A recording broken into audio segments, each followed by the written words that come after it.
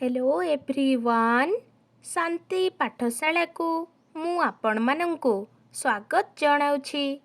आजिकार एक नूतन वीडियो रे आमे आलोचना करिबा ग्रीष्म ऋतु रचना। वीडियोटी को आरंभ करिबा पूर्वरु चैनल को सब्सक्राइब करिनियंतु एवं पाखरे थिबा बेल आइकन टी को प्रेस करि दियंतु। चलंतु आरंभ करिबा।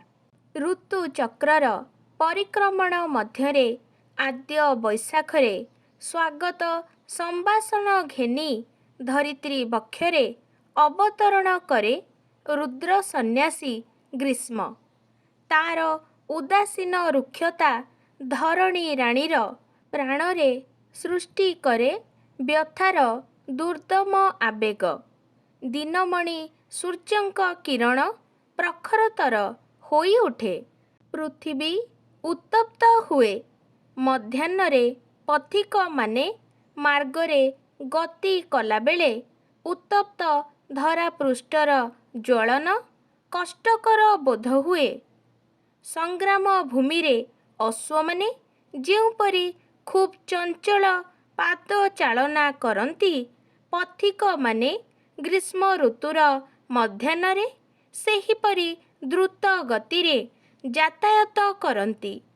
ग्रीष्म ऋतुर रुक्ष रिक्त वसुंधरा कठोर ओ कर्कश।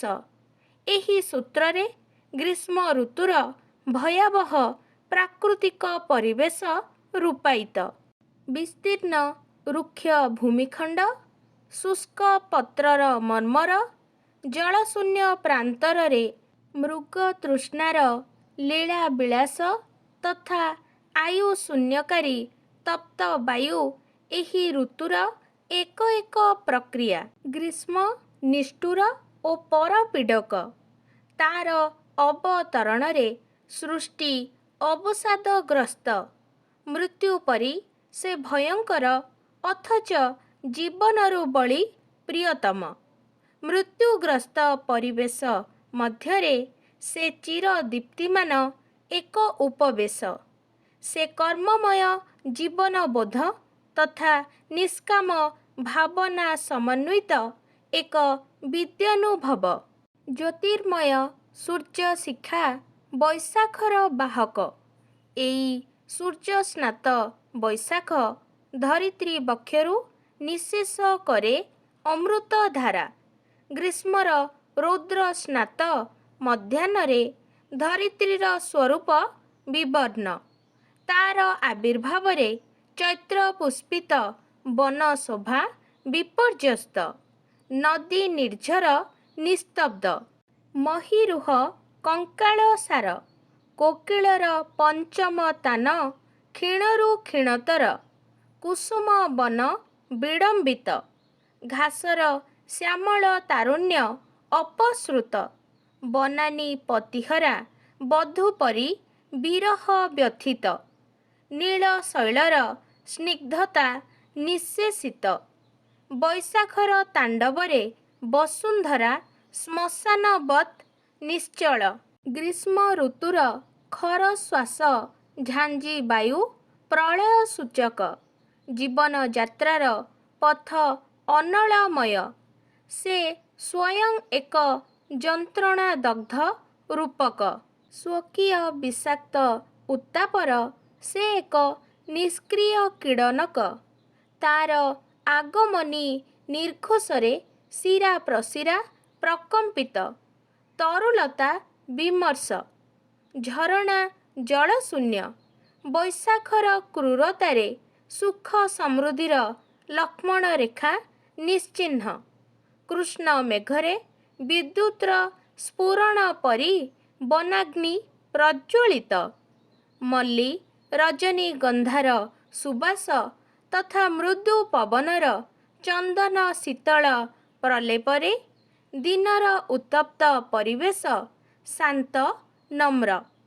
पूर्णिमार ज्योत्स्ना स्नात सांध्य समीरण तथा मल्लीर मधुर हास बेश आवेग उच्छ्वसित।